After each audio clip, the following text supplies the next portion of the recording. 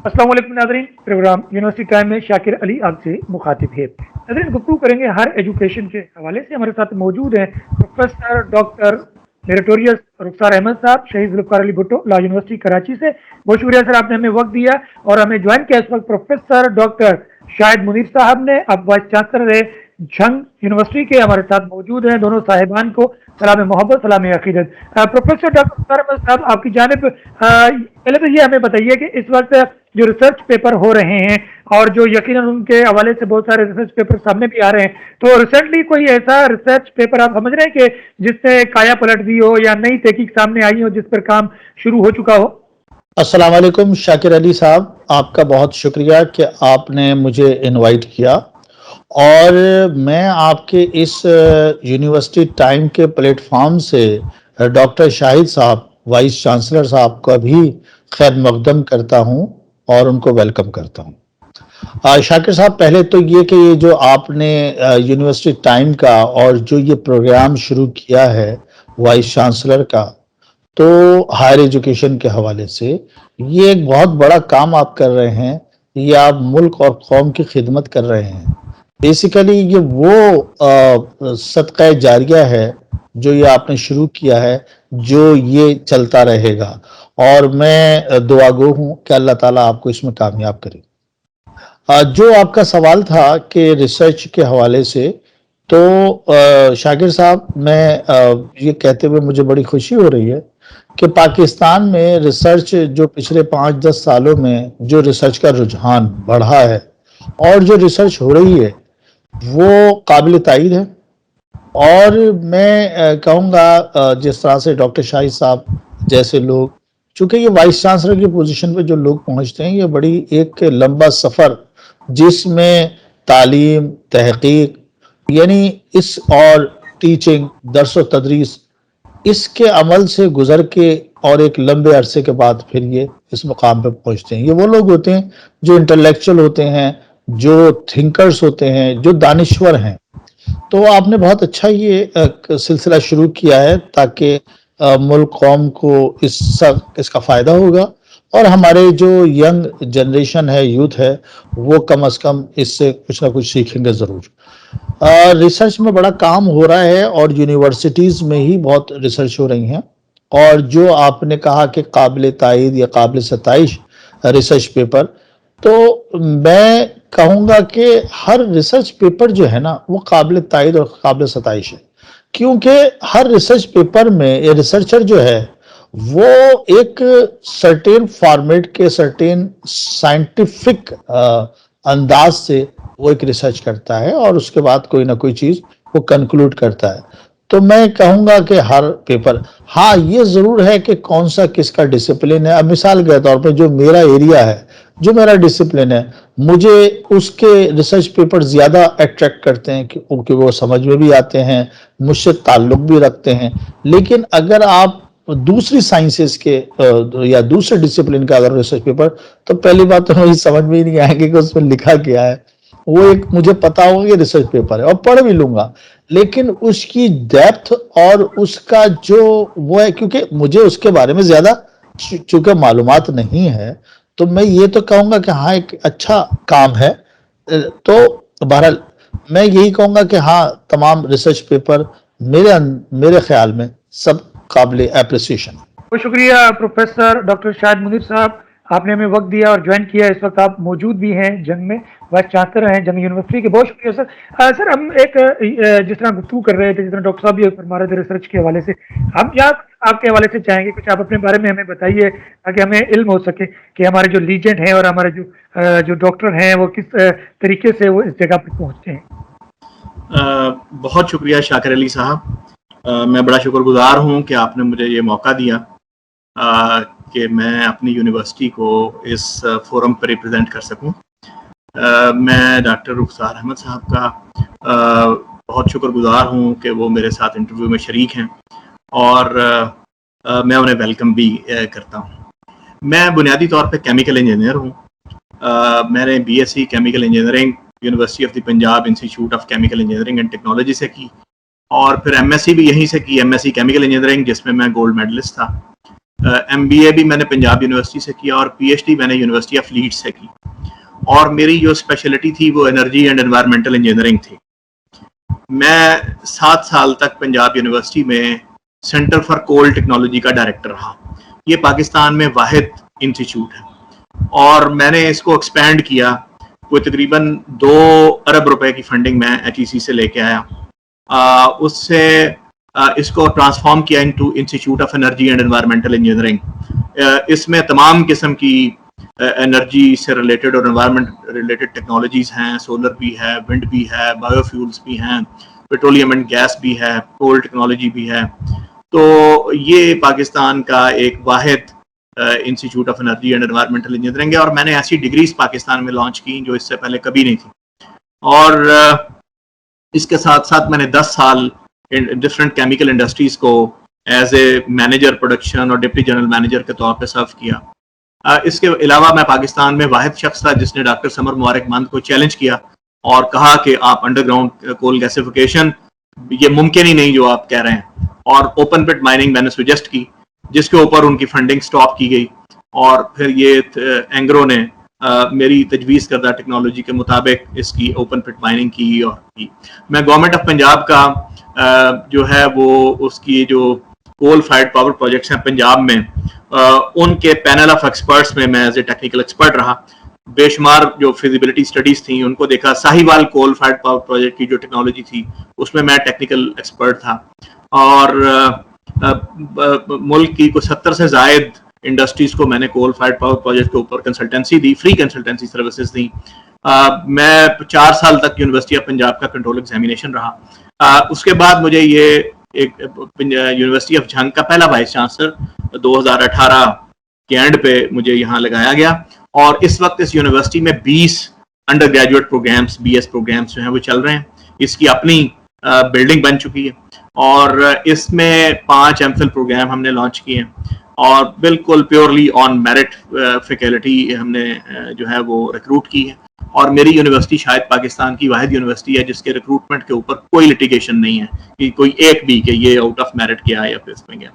تو کوئی میرا جو اس وقت جو شناخت بن گئی ہے وہ انسٹیٹیوشن بلڈنگ کی بن گئی ہے اس حوالے سے. اس کے علاوہ میرے پاس یونیورسٹی آف میاں والی کا چارج رہا.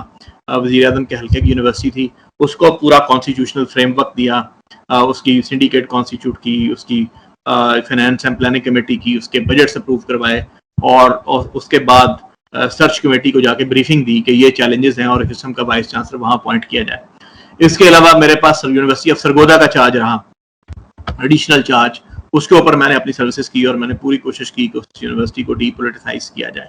تو یہ مختصر سا بریف سا ایک میرا انٹروڈکشن مختصر بھی ہے اور جامع بھی ہے اور رہنمائی والا بھی ہے, اور آپ نے مختلف جگہ پہ پاکستان کے لیول پر اچھا کام کیا ہے اور مفت میں کنسلٹنسی بھی آپ نے دی ہے. ہاں بالکل. ریسرچ کے حوالے سے بتائیے کہ اس وقت ہر ایجوکیشن میں کیا سمجھتے ہیں کہ بہت عمدہ کام ہو رہا ہے, جس نے ڈاکٹر رخسار احمد صاحب نے بھی کہا. انٹرنیشنل لیول پر ہماری یونیورسٹیاں اس وقت خاص طور پر ریسرچ میں کیا کردار ادا کر رہی ہیں؟ ریسرچ میں میرے اپنے ریسرچ آرٹیکلز اور میرا پروفائل گوگل اسکالر پہ آپ دیکھ سکتے ہیں, اس میں سب پڑھے, اور ریسرچ گیٹ پہ بھی پڑھے.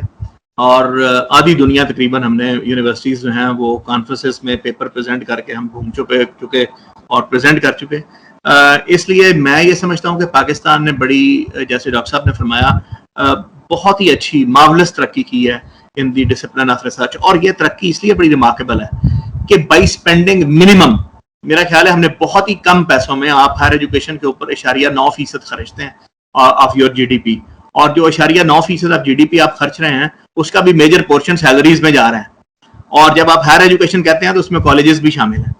تو آپ نے بہت منیمم خرچہ ہے جو آپ کی ریسرچ پبلیکیشنز ہیں. Research and development is a very costly activity. اس میں آپ کو state of the art equipment چاہیے آج کے زمانے میں, اور ایک مشین جو ہے وہ 3-4 کروڑ روپے کی مشین ہے اسٹیٹ آف دی آرٹ. اور پھر اس کے پارٹس ہیں, پھر آپ کو ایئر کنڈیشننگ چاہیے اس کو آپریشنل رکھنے کے لیے, پھر آپ کو الیکٹرانک انجینئر چاہیے اس کو دیکھ بھال کرنے کے لیے. تو بہت منیمم اسپینڈنگ کے ساتھ آپ کی جو پر ملین پبلیکیشنز ہیں وہ انڈیا سے زیادہ ہیں. آپ یہ دیکھ لیں جہاں انڈین انسٹیٹیوٹ آف ٹیکنالوجیز انہوں نے 23 کے 24 بنا لیے, اور ان کی اسپینڈنگ دیکھیں آپ, آپ اس ریجن میں ساؤتھ ایشیا میں انڈیا ہی ہے نا سب سے زیادہ.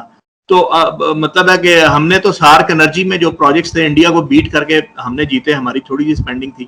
تو میں سمجھتا ہوں کہ ریسرچ میں اور پبلیکیشنز کے اندر پاکستانی ریسرچرز نے بہت زیادہ کام کیا, اور اس میں کریڈٹ ڈاکٹر عطاء رحمان صاحب کو بہت زیادہ جاتا ہے, جنہوں نے بے شمار اسکالرشپس دیے اور اس کے اوپر انویسٹمنٹ کی. وہ لوگ پی ایچ ڈیز کر کے باہر سے آئے, وہ جدید ریسرچ کی ڈائمینشنز کے ساتھ واقف تھے, اور انہوں نے آ کر یہاں ریسرچ اور انفراسٹرکچر, جیسے میں نے یہاں تقریباً کوئی اب 25 لیبارٹریز کھڑی کی ہیں مطلب پنجاب یونیورسٹی کے اندر ایک ڈسپلن کے اندر, اور اب جھگ یونیورسٹی میں انشاءاللہ ہم کر رہے ہیں مائکرو بایولوجی کی, بایو کیمسٹری کی, کیمسٹری کی, فزکس کی اور دوسرے ڈسپلنس کی. تو پاکستان نے بہت منیمم اسپینڈنگ کر کے بہت اچھے ریزلٹس پروڈیوس کیے ہیں ریسرچ میں.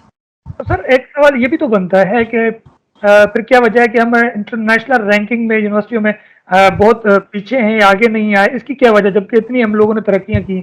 جی میں اس کی وجہ یہ آپ کو بتاتا ہوں, کیونکہ آپ کی جو یونیورسٹیز تھیں پاکستان کی وہ ٹیچنگ یونیورسٹیز تھیں, اور سچ مجھے پوچھیں تو سن 2000 سے پہلے اگر آپ جائیں تو یہ ایک قسم کے آپ کی یونیورسٹی جو تھی وہ بڑے کالجز تھے, وہ صرف آپ یہ کہہ لیں کہ بڑے سائز کے کالجز تھے اور وہ ٹیچنگ کرتے تھے.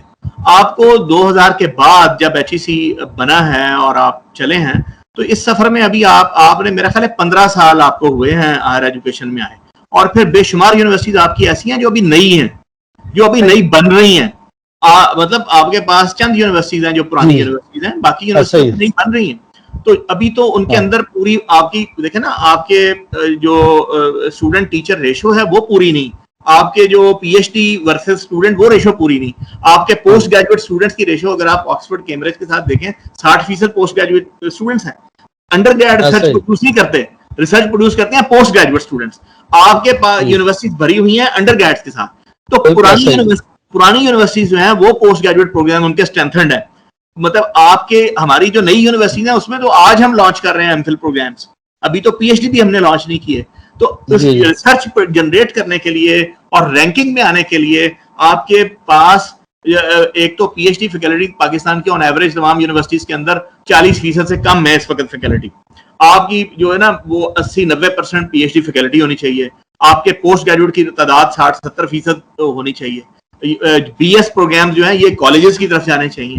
تب آپ جو ہے نا وہ اپنا بنیادی کام ریسرچ کا, یونیورسٹیز کا, کریشن آف نیو نالج کا, وہ آپ کر پائیں گے اور رینکنگ میں آپ اوپر آ سکیں گے. ڈاکٹر رخسار صاحب آپ سے سوال ہے, جس طرح اب سر نے کہا کہ کالج تھے, یونیورسٹیاں نہیں تھی, ٹیچنگ یعنی یہاں پر زیادہ تھی, تو اس وقت یہ ایک فیکٹ بتایا گیا. آپ اس بارے میں آپ کی رائے کیا ہے؟ یہ بات بالکل صحیح ہے ڈاکٹر صاحب کی. ڈاکٹر صاحب اور ایک زمانہ تھا کہ ڈگری کالجز ہی تھے. اچھا ابھی ایک بڑی اچھی ڈیولپمنٹ ہوئی ہے ان ڈگری کالجز کے اندر, جہاں جیسے ڈاکٹر صاحب نے فرمایا کہ پوسٹ گریجویٹ یعنی وہاں ماسٹرز لیول پر اور ایم فل لیول پہ بھی پڑھایا جاتا تھا, اب ان کو یونیورسٹی کا درجہ دیا گیا ہے.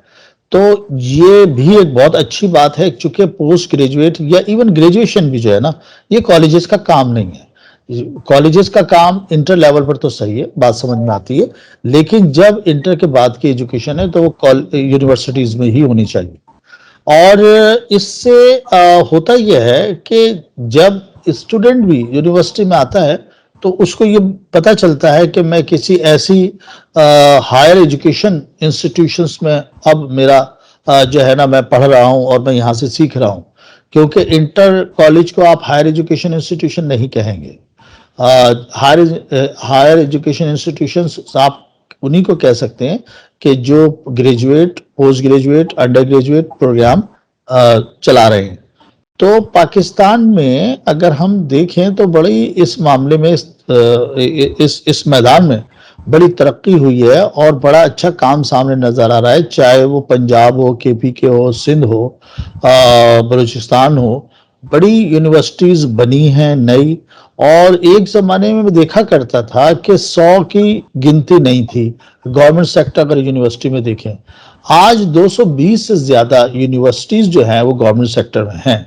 تو یہ اس بات کی عکاسی کرتے ہیں کہ جو ملک کے اندر جو ترقی اور جو ڈیولپمنٹ کا کام یونیورسٹی میں ہو رہا ہے, اور کسی بھی ملک کی آپ ترقی کا اندازہ اس کی یونیورسٹی سے ہی لگاتے ہیں. اور ہمارے الحمدللہ مجھے کہتے ہوئے بڑی خوشی ہے کہ ہمارا لٹریسی ریٹ بھی بڑھ رہا ہے, ہمارے ہائر ایجوکیشن انسٹیٹیوشنز میں جو انرولمنٹ ہے وہ بھی بڑھ رہے ہیں، اور ہم چاہے ابھی جیسے ڈاکٹر صاحب نے کہا کہ ان کا تعلق انجینئرنگ سے، ایک بڑی زبردست کام یہ ہوا ہے، ڈاکٹر صاحب بھی مجھ سے اتفاق کریں گے، ڈاکٹر شاہد صاحب، شاکر صاحب، اس میں ہوا یہ ہے کہ پہلے جنرل یونیورسٹیز ہوا کرتی تھی، اور اس کے اندر جو ہے وہ تمام ڈسپلن ہوا کرتے تھے، اور اب ان ڈسپلن میں اب ہوا یہ ہے کہ اسپیشلائز یونیورسٹی کا دور آیا ہے، جہاں انجینئرنگ یونیورسٹی ہیں، میڈیکل یونیورسٹیز ہیں، تو جو ڈسپلن وائز یونیورسٹیز بن رہی ہیں، جس سے بڑا اسپیشلائزیشن میں بڑی ترقی ملے گی. جی تو یہاں پر ڈاکٹر شاہد صاحب ایک پھر یہ بات تو سامنے آتی ہے کہ آخر یہ کیا وجہ ہے کہ یونیورسٹیاں زیادہ بن رہی ہیں، کیا اس سے کوئی نقصان تو نہیں ہے؟ کیونکہ اضافہ تو ہو رہا ہے یونیورسٹیوں کے کہ یونیورسٹی پہ یونیورسٹیاں بنتی چلی جا رہی ہیں. اچھا، میں اس سوال کا جواب دینے سے پہلے ایک اور چیز رہے گی. رینکنگ کا آپ نے سوال پوچھا تھا. اگر آپ رینکنگ پیرامیٹرز دیکھیں کیو ایس رینکنگ کے یا ٹائمز ہائر ایجوکیشن رینکنگ کے، تو اس میں ایک پیرامیٹر یہ بھی ہے کہ انٹرنیشنل فیکلٹی کتنی ہے اور انٹرنیشنل اسٹوڈنٹس کتنے ہیں. تو انفارچونیٹلی پاکستان میں آپ کو پتہ ہے دہشت گردی کی ایک فضا رہی، تو پہلے ہوا کرتے تھے انٹرنیشنل اسٹوڈنٹس جو ہیں افریقہ سے، مڈل ایسٹ سے. اب انٹرنیشنل اسٹوڈنٹس ایک تو یہاں سے فلائی کر گئے ہیں، انٹرنیشنل اسٹوڈنٹس ہمارے پاس نہیں، بہت کم ہے. پھر انٹرنیشنل فیکلٹی ہمارے پاس کم ہے. تو یہ بھی دو پیرامیٹرز ایسے ہیں جو ہماری رینکنگ کے لیے بڑے ضروری ہیں. اب آپ نے کہا کہ یونیورسٹیز کی تعداد بڑھ رہی ہے، تو یہ تو بہت ہی اچھی بات ہے. میرا خیال ہے کہ حکومتوں کی اس میں ایک تسلسل چل رہا ہے کہ ہر ڈسٹرکٹ میں ایک یونیورسٹی گورنمنٹ نے بنانی ہے، اور گورنمنٹ اس کے اوپر کاربند ہے. موجودہ حکومت کی میں تعریف کروں گا کہ وہ ہر ڈسٹرکٹ کے اندر ایک یونیورسٹی بنا رہے ہیں. اور یہ آپ دیکھیے کہ اس سے ایک فائدہ یہ ہوگا کہ وہ اس ڈسٹرکٹ کے کالجز جو ہیں وہ صرف اس یونیورسٹی کے ساتھ ایفیلیٹڈ ہوں گے. وہ کوئی 500 کلومیٹر دور کسی یونیورسٹی کے ساتھ ایفیلیٹ نہیں ہوں گے. ان فیوچر اس ڈسٹرکٹ کے ساتھ ایفیلیٹڈ ہوں گے، اور اس سے بھی آگے ہو سکتا ہے کہ کل کو وہ اس یونیورسٹی کے کانسٹیٹوئنٹ کالجز ہوں. تو یہ ایک ترقی کی طرف ایک سفر ہے. آج سے 15 سے 20 سال تک بعد میں دیکھ رہا ہوں کہ یہ 220 یونیورسٹیز جب 300 یونیورسٹیز ہوں گی اللہ کی مہربانی سے، تو یہ ڈیولپ بھی ہوں گی، یہ اپنا سفر بھی کر چکی ہوں گی، پوسٹ گریجویٹ پروگرامز بھی ہوں گے. اور آپ رینکنگ میں بھی دیکھیں گے کہ پاکستان کی بے شمار یونیورسٹیز، بہت ساری یونیورسٹیز جو ہیں وہ رینکنگ میں بھی آئیں گی، اور اوپر رینکنگ میں بھی آپ کو آتی ہوئی نکلتی ہوئی نظر آئیں گی. سر آپ کے کیا آئیڈیاز ہیں، کیا اس کے خیالات ہیں کہ جس سے انٹرنیشنل لیول پر ہماری یونیورسٹیوں کے جو کیمپس ہیں مختلف ممالک کی یونیورسٹیوں کے ساتھ ہمارے وہاں کیمپس ہوں، تاکہ ہمارے بچے وہیں سے ہی ڈگریاں لیں، وہاں کے بچے پاکستان کی ڈگری وہاں سے لیں؟ ایسا کچھ ممکن ہے؟ آپ سمجھتے ہیں ایسا؟ میرا ذاتی خیال یہ ہے کہ دیکھیں، میں نے یو کے کو دیکھا ہے یا امریکہ کو دیکھا ہے، وہاں تو ہائر ایجوکیشن ایک انڈسٹری بن گئی ہے. انٹرنیشنل اسٹوڈنٹس کا ایک فلڈ ہے، جو اگر آپ دیکھیں، آپ انگلینڈ کے ہر شہر میں چلے جائیں، ہر یونیورسٹی میں چائنیز اسٹوڈنٹس کا ایک فلڈ ہے. ہمیں مارکیٹنگ کی ضرورت ہے. جو ایجوکیشن اٹیچیز بیٹھے ہوئے ہیں ڈفرینٹ ایمبیسیز کے اندر، انہیں متحرک کرنے کی ضرورت ہے. ایک بات تو یہ تاکہ ہمارے پاس انٹرنیشنل اسٹوڈنٹ آئے. دوسری بات یہ ہے کہ ہماری جو اسٹینڈرڈ اور کوالٹی آف ایجوکیشن ہے اسے ہمیں بہت زیادہ انہینس کرنے کی ضرورت ہے. اور تیسری بات یہ ہے کہ ہمیں دنیا کی جو بہترین فیکلٹی ہے اسے انوائٹ کرنے کی ضرورت ہے کہ وہ 3 مہینے 6 مہینے کے ایکسچینج پروگرام کے ذریعے وہ آئیں، تاکہ ہم انٹرنیشنلائزیشن کی طرف آئیں. ایک اور اہم بات یہ ہے کہ ہمیں انٹرنیشنل کانفرنسز کرنے کی ضرورت ہے، تاکہ وہاں کے جو ایلیٹ اکیڈیمیا ہے اس کے ساتھ ہماری کولیبوریشنز ڈیولپ ہو پائیں، اور پاکستان کے بارے میں جو اسلاموفوبیا کا ایک منفی پروپیگنڈا ہے اس کا توڑ ہو سکے. ہر ایجوکیشن جو ہے وہ جتنی دنیا کی بہترین یونیورسٹیز کے ساتھ کولیبوریشن کریں گی، ٹیچرز کی ایکسچینج کا اور اسٹوڈنٹس کی ایکسچینج کا، اتنا ہی ایکسیپٹیبلٹی انٹرنیشنل مارکیٹ میں ہمارے اسٹوڈنٹس کی بنتی چلی جائے گی. اس کے علاوہ جوائنٹ ڈگری پروگرامز ہو سکتے ہیں with the consent of higher education commission. کوئی ایسا فریم ورک ڈیولپ کیا جا سکتا ہے کہ جوائنٹ ڈگری پروگرامز ہو سکتے ہیں جس میں اسٹوڈنٹس کچھ سیمیسٹر وہاں گزار سکتے ہیں، کوئی یہاں آ سکتے ہیں. تو ایسی بہت سارے آئیڈیاز ہیں جن کے اوپر ورکنگ کرنے کی ضرورت ہے، لیکن وہ ہائر ایجوکیشن کمیشن کی کانسنٹ سے ہوں گے اور انہیں لوپ میں لے کے کیے جا سکتے ہیں. سر یہ ممکن ہے کہ وہاں ہر ٹاپ یونیورسٹی جو بین ممالک میں ہے ان کا ایک وی سی وائس چانسلر پاکستان میں بلایا جائے، اور اس طرح کوئی بڑی کانفرنس کی جائے جن کو نام دیا یونیورسٹی عالمی کانفرنس؟ کیا اس طرح ممکن ہے کہ ہر ملک سے ایک وائس چانسلر جو ٹاپ 1 یونیورسٹی وہاں کی ہو بلایا جائے؟ ایسا کہ ممکن ہے؟ اچھا، وہ ہائر ایجوکیشن کمیشن پنجاب جو ہے وہ کر رہا ہے، تمام وائس چانسلرس کی ایک ٹریننگ کرتا ہے، جس طرح ہم فیکلٹی ڈیولپمنٹ پروگرام یونیورسٹیز میں کرتے ہیں، اس طرح وہ وائس چانسلرس کی ایک ٹریننگ کرتا ہے، اور اس کے لیے ریسورس پرسنز انہوں نے لمس سے اور ڈفرینٹ جگہوں سے رکھے ہوئے ہیں۔ اس سے پہلے جو فیڈرل ہائر ایجوکیشن کمیشن تھا وہ وائس چانسلرس کو بھیجا کرتا تھا انگلینڈ ٹریننگ کے لیے، اور وہاں کی ٹاپ یونیورسٹیز میں وہ جاتے تھے اور وہاں ان کے ٹریننگ سیشنز ہوتے تھے اور ہوتا تھا۔ تو یہ ایک تو اس جو انٹرنیشنل پریکٹس ہے اس کو ہمیں دوبارہ کرنا چاہیے، تاکہ پتہ چلے کہ آکسفورڈ میں، کیمبرج میں، MIT میں، ہارورڈ میں جو مینجمنٹ پریکٹسز ہیں اور جو کریکولم ڈیولپمنٹ کی پریکٹسز ہیں وہ کیسی ہیں، اور وائس چانسلرز جو ہیں اس سے سیکھیں گے اور لرننگ کریں گے، اس کا ڈیفینیٹلی ایک فائدہ ہوگا اور یہ کرنی چاہیے۔ سر کبھی وائس چانسلروں کی آپس میں گیدرنگ ہوئی 3 مہینے میں، سال میں، جس سے آئیڈیاز شیئر ہوں؟ جی بالکل ہوئی۔ پنجاب میں تو وائس چانسلرز کا ہم نے ایک گروپ بنایا ہے جس کو اسلام آباد بلکہ پاکستان کا ہے، وہ اس کا ایک لاہور چیپٹر بھی ہے جس کو vice chancellor Quaid Azam university اسلام آباد چیئر کرتے ہیں، اور وہ مہینے میں ایک دفعہ کم از کم کسی ہوٹل میں ایک ہم انفارمل ڈنر یا لنچ کرتے ہیں، جس میں وائس چانسلر صاحبان آتے ہیں اور ہمارے ایکسچینج آف آئیڈیاز جو ہیں وہ اس میں چلتے رہتے ہیں۔ صحیح۔ تو سر اس وقت کرنٹلی جو سچویشن ہے، آپ سمجھ رہے ہیں کہ ہم بالکل صحیح سمت میں جا رہے ہیں، خاص کر ہماری یونیورسٹیاں؟ میں یہ تو نہیں کہہ سکتا کہ 100% ہماری سمت ٹھیک ہے، لیکن میں یہ ضرور کہہ سکتا ہوں کہ ہماری جو ہے نا کافی حد تک میں یہ سمجھتا ہوں کہ ہماری جو سمت ہے وہ درست ہے۔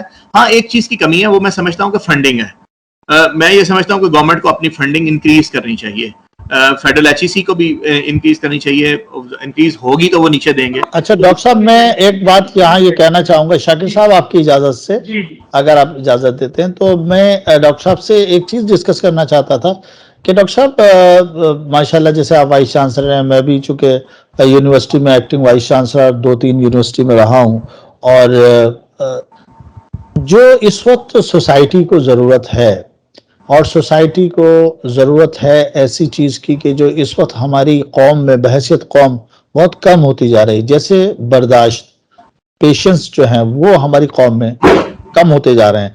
اس کے علاوہ ہم چونکہ ایک ایسی قوم ہے کہ جنہوں نے ہر میدان میں بڑا کام کیا، اچھا کام کیا، لیکن اس کے باوجود جو ہماری قوم میں ایک ڈس آنیسٹی کیا ایلیمنٹ، یعنی جہاں ہم اس کو کرپشن، بڑے لیول پہ ہم اس کو کرپشن کا نام دیتے ہیں، لیکن بیسیکلی اگر دیکھا جائے تو ہر لیول پر، چاہے وہ چھوٹے چھوٹا دکاندار ہو، چھوٹے چھوٹا ملازم ہو، وہ اپنے اپنے جگہ پر بیٹھا ہوا ڈس آنیسٹی، جس کو ہم کرپشن کا نام دیتے ہیں، وہ کر رہا ہے۔ جس کا جتنا کیپیسٹی ہے، جتنا جس کا اختیار ہے، اس اختیار میں رہتے ہوئے، یعنی دکاندار کی اگر میں مثال دیتا ہوں تو میں کہتا ہوں چاہے دودھ والا لے لیں، سبزی والا لے لیں، گوشت والا لے لیں، وہ اس میں بھی ڈنڈی مار رہا ہے، وہ اس میں بھی بے ایمانی کر رہا ہے۔ اب اسی طرح سے اگر وہ پڑھا لکھا ہے، ڈاکٹر ہے، انجینئر ہے، تو وہ وہاں کر رہا ہے۔ اگر اس کو کوئی اختیار مل گیا، منسٹر، وزیر بن گیا، جناب سینیٹر بن گیا، تو وہ اس کا اختیار، چونکہ دائرہ اختیار زیادہ بڑھ گیا، زیادہ پھیل گیا، اس کے اب اختیارات وسیع ہیں، تو وہاں کر رہا ہے۔ میرا کہنا یہ قطعی نہیں ہے کہ ہماری پوری قوم یا ہم سب لوگ بے ایمان ہیں۔ ایماندار لوگ ہیں، بہت ہیں ایماندار لوگ، لیکن جب ہم ان کی پرسنٹیج نکالتے ہیں تو بہت ہی کم ہے۔ وہ ایسی پرسنٹیج ہے کہ وہ نظر نہ آنے والی، تو کہتے ہیں نا آٹے میں نمک، وہ نمک تو نظر بھی نہیں آتا۔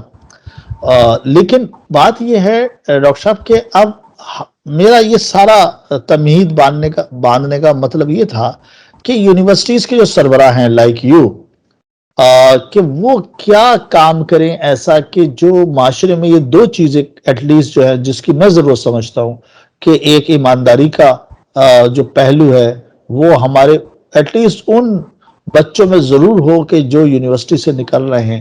دوسری بات یہ کہ ان کے اندر برداشت کیسے پیدا کرے، تو کیا کام کیا جائے کہ یونیورسٹیز جو ہیں وہ ایسے پروڈکٹ کو تیار کرے کہ جس میں ایمانداری کا عنصر ہو، جس میں برداشت کا عنصر ہو۔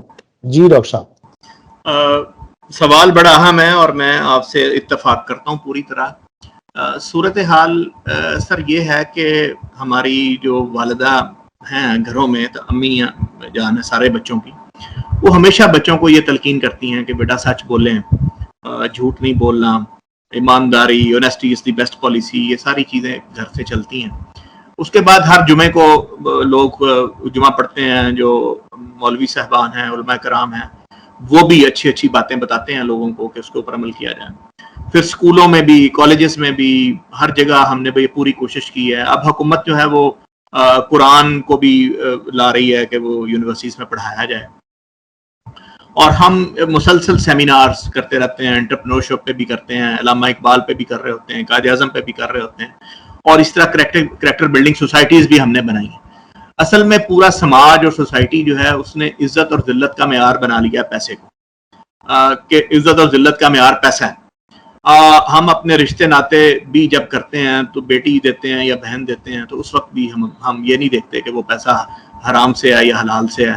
ہماری ترجیح صرف ایک ہی ہوتی ہے کہ لڑکے کے پاس پیسہ کتنا ہے.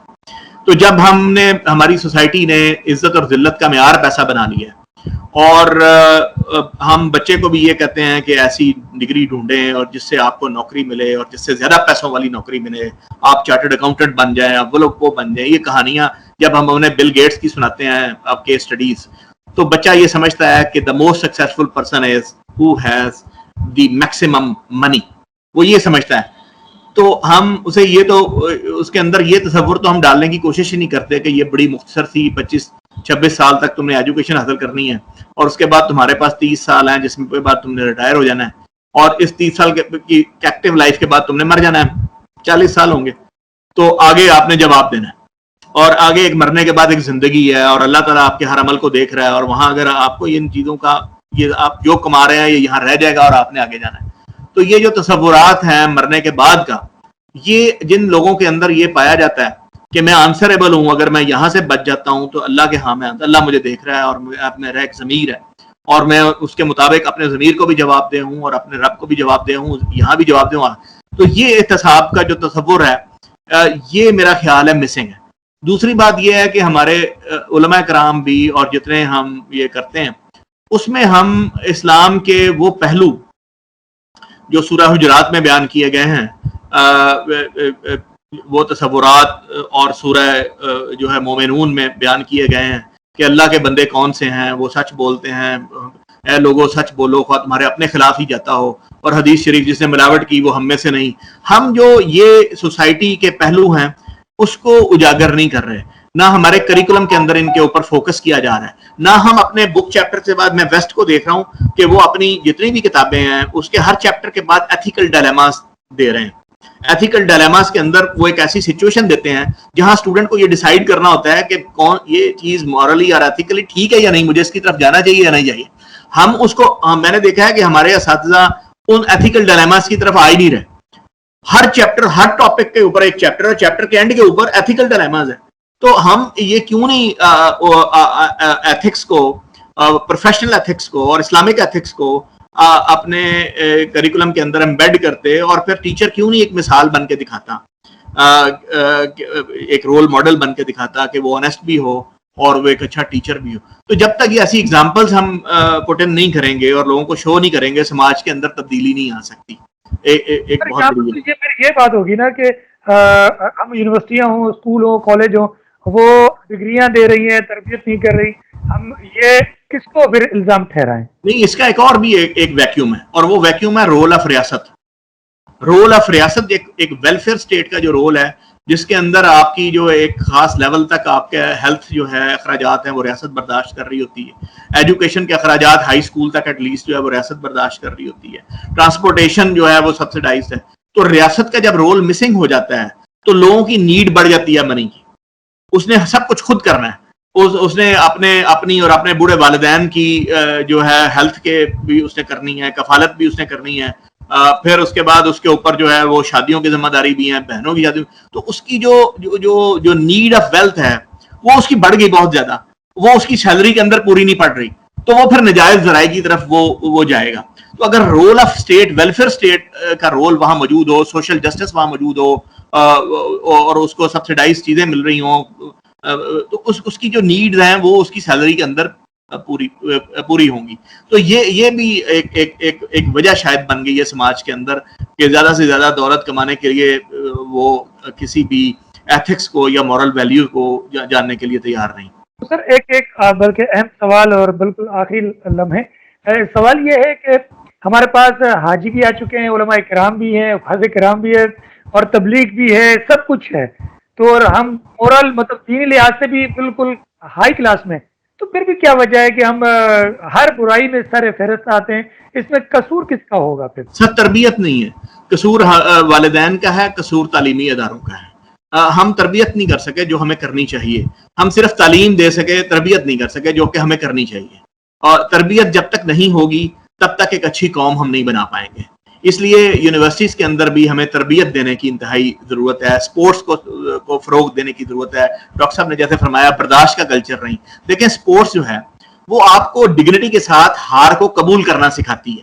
آپ ہارتے ہیں, جب پاکستان کرکٹ ٹیم جب ہار رہی ہوتی ہے تو اس کا جو کیپٹن ہے وہ کیا کہہ رہا ہوتا ہے؟ وہ کہہ رہا تھا boys did very well, however we lost due to these, اور انشاءاللہ in the next match we will come back. تو ایک بچے کو ایک ٹیم ورک سکھاتی ہے کہ وہ گول کے بالکل سامنے آئے لیکن وہ اپنے ساتھی کو پاس دیتا ہے جو ایک بیٹر پوزیشن میں اس پہ چل رہا ہے, اور پھر جو وہ ہارتا ہے اس ہار کو جیت سارے جاتے ہیں, ایک ہار کو ڈگنیٹی کے ساتھ جب آپ ابزارب کرنا سکھائیں گے تب آپ کے اندر ٹالرنس آتی ہے, اور تب آپ ایک ایسی سوسائٹی ڈیولپ کر پاتے ہیں جہاں ایسے افراد ہیں جو ہار کو خوش دلی کے ساتھ قبول کرتے ہیں. پروفیسر ڈاکٹر رخسار احمد صاحب, آپ کوئی آئیڈیا, کوئی مشورہ, کوئی بات کرنا چاہیں؟ بس یہی ہے کہ ریسرچ کے کلچر کو فروغ دیا جائے, اور جو ابھی جس پہ ہم نے تفصیلی گفتگو کی ہے کہ ہم یونیورسٹیز جو ہیں وہ یہ دیکھیں کہ ہمارا جو سوسائٹی کو بہتر بنانے میں کیا رول ہے, کیونکہ یونیورسٹیاں جو ہیں یہ بہرحال یہاں وہ لوگ آتے ہیں کہ جو میچور ہوتے ہیں, تو ان میں عقل بھی آ چکی ہوتی ہے, شعور بھی آ چکا ہوتا ہے کہ اور اگر ان کو یہ کردار سازی کی جائے تو میں سمجھتا ہوں بہت بہتر. ویسے تو یہ بات جو ڈاکٹر صاحب نے کی میں اس سے اتفاق کرتا ہوں کہ جب بچہ پیدا ہوتا ہے جب سے ہی تربیت شروع ہوتی ہے, لیکن یونیورسٹی میں یہ کہتا ہوں کہ وہ بچہ بڑا ہونے کے بعد آتا ہے, جب اس کے شعور آ جاتا ہے تو شعوری طور پہ ہمیں ضرورت ہے کہ اس کی کردار سازی پہ کام کریں. اس میں ایک بات کرنا چاہوں گا, ایک اور تجویز ہو سکتی ہے کہ سوشل سروس جو اسٹوڈنٹس ہیں ان کو این جی اوز میں, اسکولس میں, یتیم خانوں میں, جیلوں میں ایک سیمیسٹر کے لیے بھیجنا چاہیے سوشل سروس کے لیے. اور دین جو سائنس اسٹوڈنٹس ہیں یا انجینئرنگ اسٹوڈنٹس ہیں ان کی انڈسٹری کے ساتھ انٹرنشپ اس طرح سے کرانی چاہیے, اور اس سے بھی یہ فائدہ پہنچے. ڈاکٹر صاحب کوئی پیغام دینا چاہیں پروفیسر ڈاکٹر شاہد منیر صاحب؟ جی, پیغام صرف ایک ہے, اور وہ یہ ہے کہ قومیں جو ہیں وہ افراد سے بنتی ہیں, اور جتنی کوالٹی کے, جتنا ہیومن انٹلیکچوئل کیپٹل آپ کا اچھا ہوگا, جتنے آپ کے پاس ہائیلی کوالیفائڈ لوگ ہوں گے, اتنا ہی یہ پاکستان رچ ہو سکتا ہے. پاکستان کے پاس بے شمار ٹریلینز آف ڈالرز کی منرلز ہیں, پاکستان کے پاس ایگریکلچر ہے, اس میں ویلیو ایڈ ہو سکتی ہے. ایسے پروفیشنلز آپ لا پائیں گے جو ان منرلز کو نکال سکیں, پروسیس کر سکیں, انٹرنیشنل مارکیٹ میں بیچ سکیں. تو it all depends on the quality of human resource, اور اس کے لیے آپ کی ہائر ایجوکیشن اور ہائر ایجوکیشن میں یونیورسٹیز, آپ کو پورا فوکس اور پرائرٹی دینا ہوگی گورنمنٹ کو اس کے اوپر, اور اپنے جی ڈی پی کا کم از کم 4% اس کے اوپر انویسٹ کرنا ہوگا. ڈاکٹر رخسار احمد صاحب کوئی پیغام دینا چاہیں؟ پیغام بس یہی ہے کہ جو ڈاکٹر صاحب نے بھی کہا میں اس کی توثیق کروں گا, اس کو انڈورس کروں گا کہ بالکل حکومت کو بھی تعلیم کی طرف اس کے جو پرسنٹیج ہے جو اس کے اوپر جو خرچ کیا جا رہا ہے اس کو بڑھانے کی ضرورت ہے. بہت شکریہ پروفیسر ڈاکٹر شاہد منیر صاحب, آپ نے وقت دیا, مفید معلومات دی, ہماری رہنمائی کی, اور عمدہ گفتگو ہوئی, اور یقیناً صراط مستقیم اب آسان ہو جائے گا, اور انعمت علیہم ہمیں ضرور ملے گا, اور ایک دن ضرور ہم کامیاب و کامران ہوں گے. بہت شکریہ پروفیسر ڈاکٹر رخسار احمد صاحب, آپ نے بھی ہمیں وقت دیا, مفید معلومات کی رہنمائی دی. یقیناً یونیورسٹی ٹائم سے شاکر علی کو دیجیے اجازت. فی امان اللہ.